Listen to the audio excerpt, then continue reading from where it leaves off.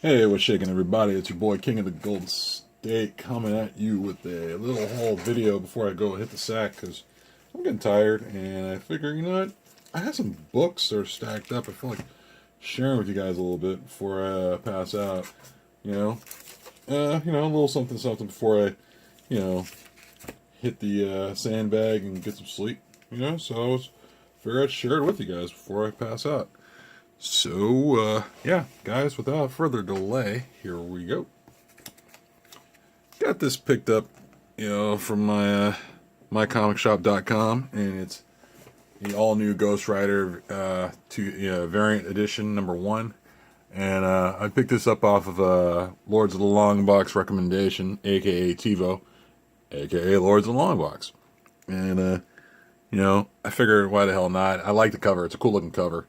And yeah, I like Ghost Rider, and Ghost Rider hopefully somewhere down the line gets a Netflix series, and we could probably enjoy him better than the Nicolas Cage run. Oh my god, it's terrible. But yeah, I figure pick this up before it gets any hotter. But I said, what the hell, So it's definitely one of my favorite covers. I'm digging it. So pick that up. Also, I was at a comic shop not too long ago. Picked this one up. All new Wonder Woman 601, and it's a variant cover. It's an Alex Garner variant cover, and I actually like Alex Garner's work. I remember when he used to ink J. Scott Campbell's artwork, and he did some great stuff, man. But him drawing on his own, yeah, he should keep that up, man. I mean, I know this is a 2010.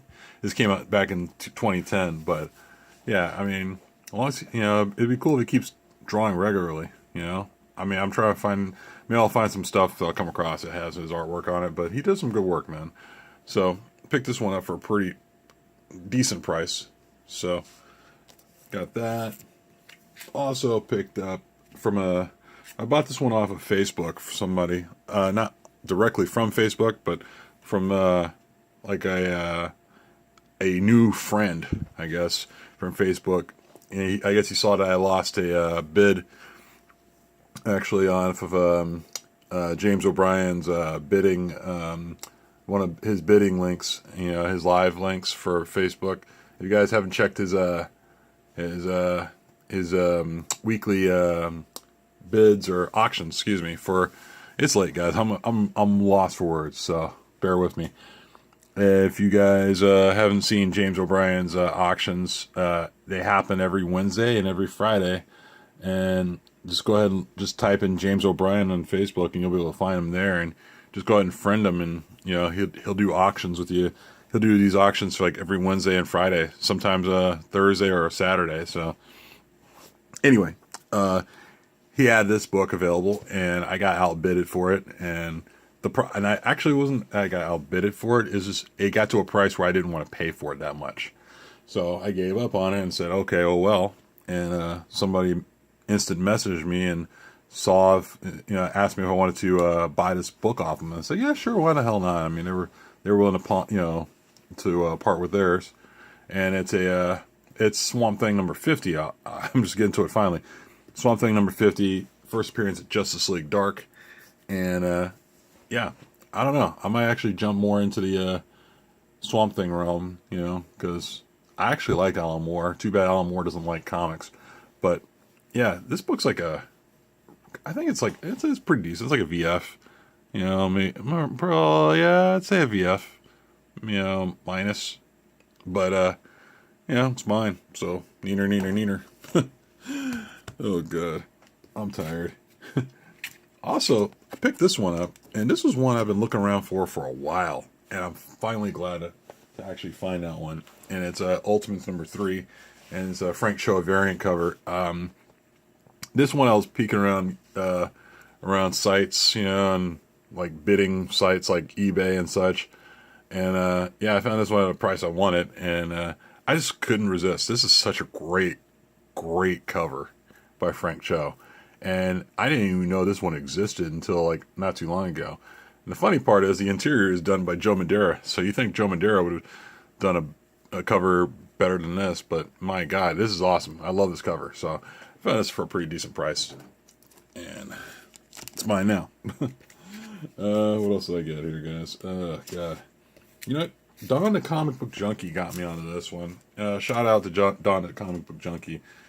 But his video had these books available, and it's a Xenoscope, Grimm Fairy Tales, Genesis, Heroes Reborn, and it's kind of like a mock like a mock Flash, Kid Flash cover, but it's not really Flash because she's covering up the insignia on the chest, and there's a topless variant to this, and that one goes for a pretty big price. I mean, if you really want to pay for it, that's up to you. For me, I decided to just get these 2 copies based off of what I saw from Don the Comic Junkie. Shout out to him. That guy got some really cool videos, so check him out. But yeah, I picked this up directly from their, these are like these New York Comic Con variants, and I picked these up directly from the Xenoscope website, so those are still available if you guys are interested in checking those out. I don't even know what this book's about. I just like the cover. So, picked that up. Also picked up this Flash number 175. Another thing I got to add to the collection. I like the cover. I thought this book presents okay. This looked like this book. I mean, I have nothing too much against it. The condition's fine. The only thing that really bothers me is the color. The color looks like it's slightly faded, and I'm not sure if that's exactly how the comic was produced, or I might go around and find another copy and it's got more vibrant colors. But I thought this book would actually have more, have vibrant colors from what I saw when I wanted to buy it off the My Comic Shop website, and I'm fine with it. It's not terribly bad or anything like that. I just thought it had more vibrant colors. I mean, I like the idea of watching Superman and Flash do another race, which is cool.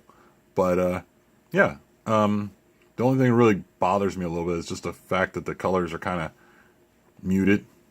I guess it's kind of like Zack Snydered in a way, but yeah, man, I'm fine with it. Maybe I'll look around and see if I can find another copy that's like this, because who knows? If you guys have a copy of Flash 175, let me know, because I want to say this book was like presented in some comic shop, somewhere in the country, and it was like out on a window, and they didn't know how to take care of the comic, and of course it just fades the color. So anyway, I got it. It's fine for now. So got that.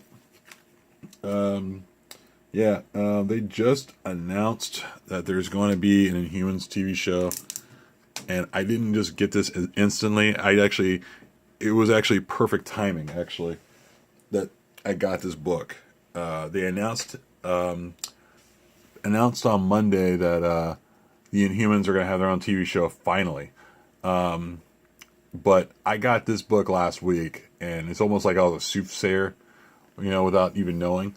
And yeah, I'm really just trying to fill up my Fantastic Four run somewhere between 101 and 100. So I'm doing okay right now. So I'm kind of getting in that 40s, and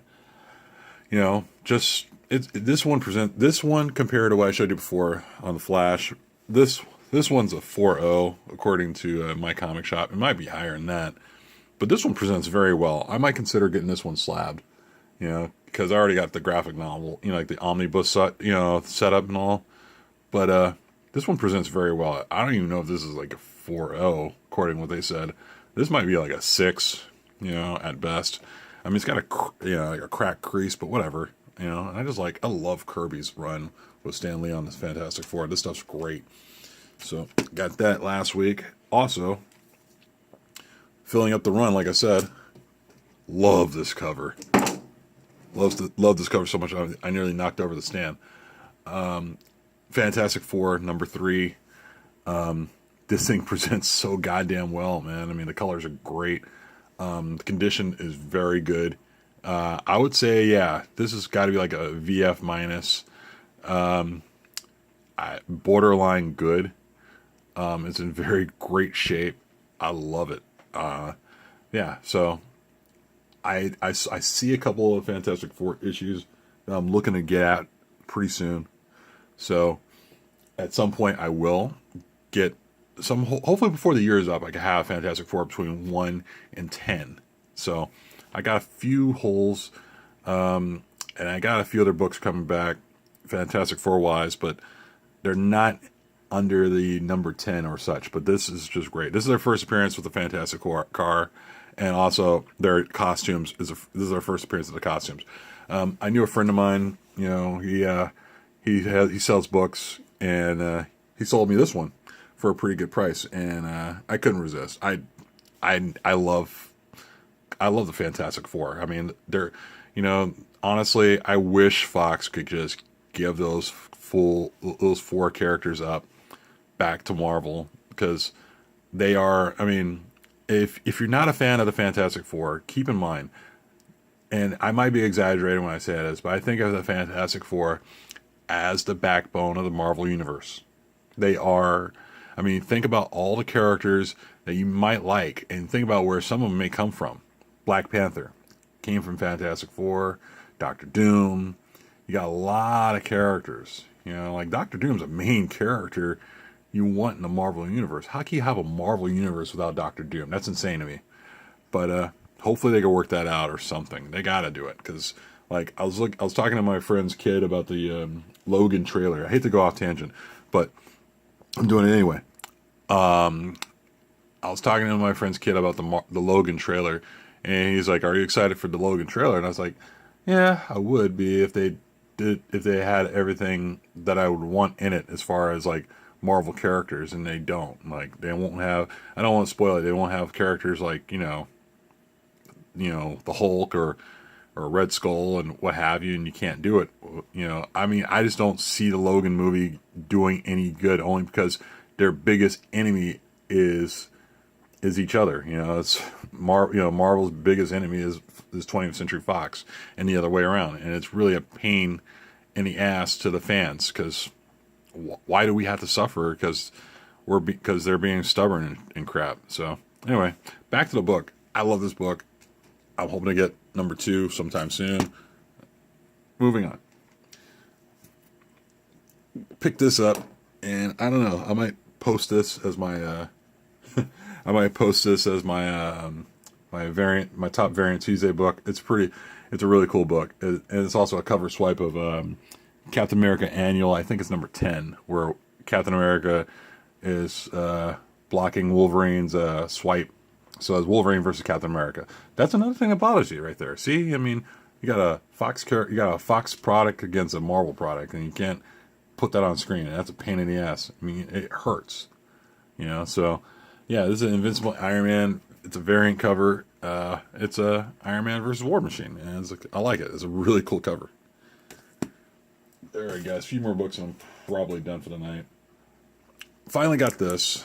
Is the Marvel Superheroes Winter Special of X-Men, and cover by Eric Larson, and first appearance of Squirrel Girl. So I was looking forward to picking that up before Squirrel Girl gets any more hotter than she already is. So I'm kind of like, fine getting the character. I mean, the worst part about picking up comic books sometimes is you pass up those books and they turn out to be popular down the line, and you're like, what the hell, man? Really? So, for example, if you're, if you passed Walking Dead #1 up when you were in the comic shop, you probably thinking back, man, I wish I had like 10 or 20 copies I bought off that comic shop for like cover price, and then went to the next comic shop and bought another 10 or 20 copies off them. But that's not the case.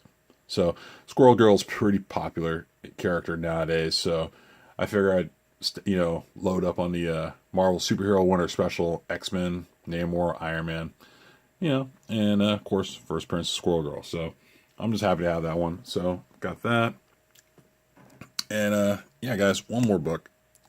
Got a I don't collect the question, but after all I heard about this particular issue of the question number 17, it's the I believe it's a suggested first appearance, or the first appearance of God, what the hell is his name? The character from starts with an R. I'm losing my mind. I'm tired. Rick. He's the guy with the. Oh God. He is a guy with the hat, and I'm losing my mind. I'm losing my mind. Watch. I know somebody like JLS Comics can give me the name, but I forgot his name right now, and it's like 12:16 at night, and I'm tired. And I decided to do a video. I'm out of my mind, but Rorschach. Dude, shit. Rorschach, that's his name. Oh my god, it's on the tip of my tongue. It's hilarious. But yeah, Rorschach was the is the character, and I believe it's a suggested first appearance or the actual official first appearance. DC's funny, and so am I. But that's it, guys. I got work in the morning. I gotta get some sleep, so I'm gonna put this video together. Oh, hey, also one other thing, I almost forgot. From the comic shop, I picked this up.